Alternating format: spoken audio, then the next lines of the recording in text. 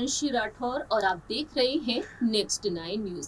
भारत की 15वीं राष्ट्रपति द्रौपदी मुर्मू लगातार सुर्खियों में बनी हुई है। किसी न किसी मुद्दे को लेकर उनसे अपील की जा रही है। विपक्ष ने जहां एक तरफ महंगाई, बेरोजगारी और खाद्य पदार्थों पर केंद्र सरकार की तरफ से जो जीएसटी बढ़ा दिया गया है, उसको लेकर हाल ही में उन्हें एक पत्र लिखा था। उस पत्र पर तकरीबन 10 दिग्गज नेताओं के हस्ताक्षर भी किए गए थे। अपील की गई थी मानसून सत्र के दौरान संसद भवन में किस तरीके से केंद्र सरकार ने जो महंगाई बढ़ा दी है, उसके खिलाफ विपक्ष लगातार बोलता हुआ दिखाई दिया।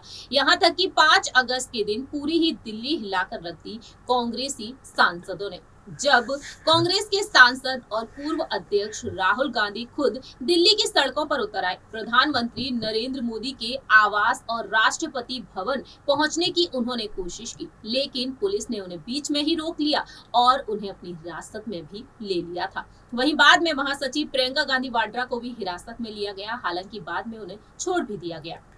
ऐसे में अब देखने को मिल रहा है कि किस तरीके से यहाँ पर अब सियासत तेज होती हुई दिखाई दे रही है, क्योंकि राष्ट्रपति द्रौपदी मुर्मू से कई दिग्गज नेता, अलग अलग राज्यों के मुख्यमंत्री उनसे मिलने पहुंच रहे हैं और कई सामाजिक मुद्दों पर अपनी बात भी रख रहे हैं, अपील करते हुए दिखाई दे रहे हैं।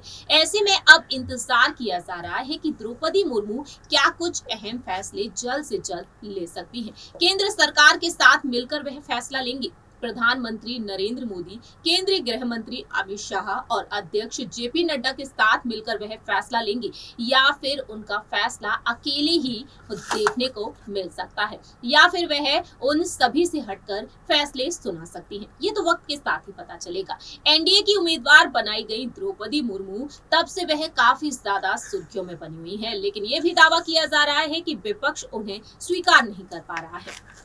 इसी बीच देखा जाए द्रौपदी मुर्मू से जुड़ी एक और बड़ी खबर आ चुकी है। ये खबर आई है ओडिशा से। दरअसल आपको बता दें, ओडिशा के मुख्यमंत्री नवीन पटनायक ने एक बेहद बड़ा फैसला लिया है। हाल ही में रिपोर्ट्स के मुताबिक जो सामने आया है, उसको लेकर दावा ये किया जा रहा है कि उनकी गृह जिले में जाकर वह बीजेपी के खिलाफ किस तरीके से अब फैसला ले सकते हैं। दरअसल आपको बता दें कि मुख्यमंत्री नवीन पटनायक 2 अलग अलग सिंचाई परियोजनाओं का उद्घाटन करने के लिए शुक्रवार को राष्ट्रपति द्रौपदी मुर्मू के गृह जिले मयूरभंज जिले का दौरा करेंगे। वहीं सीएम पटनायक द्रौपदी मुर्मू के गृह जिले में दौरा तो करेंगे और साथ ही साथ बीजेपी की उस रणनीति के खिलाफ काउंटर अटैक भी इसको माना जा रहा है। साल 2024 में लोकसभा चुनाव होने को जा रहे हैं और साल 2024 में जिस तरीके से लोकसभा चुनाव के लिए रणनीति तैयार कर ली है बीजेपी ने,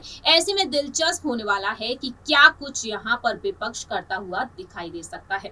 रिपोर्ट्स की माने तो ओडिशा के मुख्यमंत्री नवीन पटनायक मयूरभंज जिले में कृषि गतिविधियों को बढ़ावा देंगे और बढ़ावा देने के लिए वह स्वर्ण रेखा और देव नदियों पर 2 सिंचाई परियोजनाओं का उद्घाटन भी करने वाले हैं। स्वर्ण रेखा सिंचाई परियोजना साल 1994 में मयूरभंज में 1.14 लाख हेक्टेयर भूमि की सिंचाई के लिए शुरू की गई थी और आसपास के बालासोर जिलों में अब तक 15,000 हेक्टेयर की सिंचाई हुई है। नवीन पटनायक शुक्रवार को 17,000 और हेक्टेयर में सिंचाई के लिए छोड़े गए पानी को हरी झंडी दिखाएंगे और देव सिंचाई परियोजना से मयूरभंज और आसपास के जिलों में 9,900 हेक्टेयर की सिंचाई भी यहाँ पर होगी। ऐसे में देखा जाए तो यहाँ पर विकास मंत्री और करंजिया के बीजद विधायक बसंती हेम्ब्रम ने कहा है कि 2 सिंचाई परियोजनाओं से मयूरभंज के किसानों को साल में एक फसल करने से विविधता लाने और उन्हें आर्थिक रूप से मजबूत बनाने में मदद मिलेगी।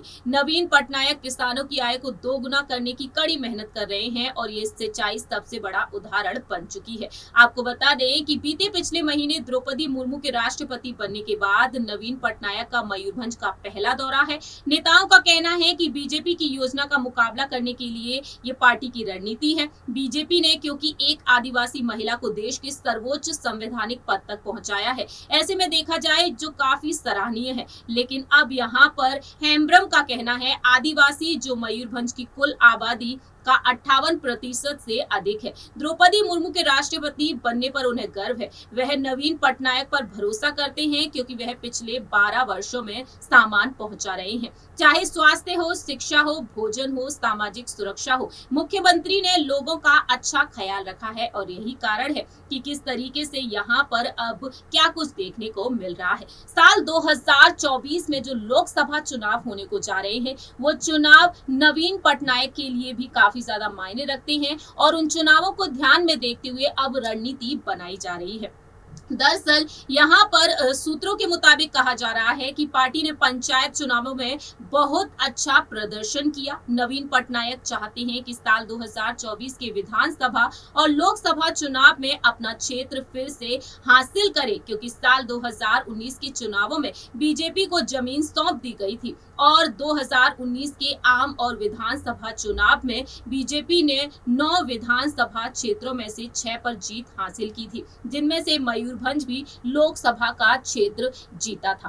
तो ऐसे में देखा जाए तो अब क्या कुछ रणनीति देखने को मिल सकती है ओडिशा के सीएम की। यहाँ पर द्रौपदी मुर्मू यानी कि पूरी की पूरी बीजेपी के लिए यहाँ पर क्या कुछ रणनीति बनाई जा रही है, ये वक्त के साथ साथ ही पता चलता रहेगा। फिलहाल देखा जाए इस बीच बीजेपी क्या कुछ फैसले लेती है, ये भी जल्द ही मालूम चल जाएगा। जहां एक तरफ ओडिशा के मुख्यमंत्री नवीन पटनायक ने इस तरह की रणनीति बना ली है, बीजेपी के खिलाफ वह इस तरह की रणनीति बनाते हुए दिखाई दे रहे हैं। राष्ट्रपति द्रौपदी मुर्मू के गृह जिले पहुंचकर जहां एक तरफ वह शानदार काम करने वाले हैं, वहीं दूसरी ही तरफ बीजेपी की कुछ अलग ही रणनीति देखने को मिल रही है। रिपोर्ट्स की माने सामने आया है कि महज 2 दिन पहले ही केंद्रीय गृह मंत्री अमित शाह जी ने एक अलग फैसला लिया है। दरअसल कहा जा रहा है कि अमित शाह जी ने पार्टी कार्यकर्ताओं से कम 1 करोड़ घरों में राष्ट्रपति और प्रधानमंत्री की तस्वीरें बांटने के लिए कह दिया है। जी हां, 24 जुलाई से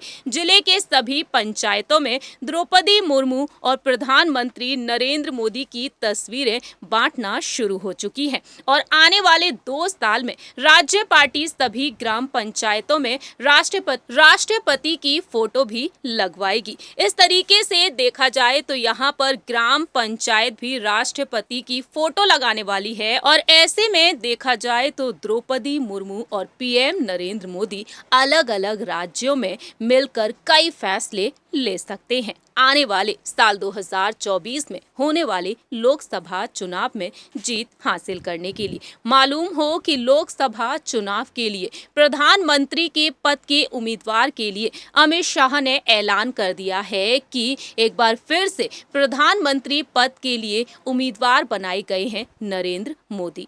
इस रिपोर्ट में इतना ही। बाकी की तमाम अपडेट्स के लिए देखते रहिए नेक्स्ट 9 न्यूज।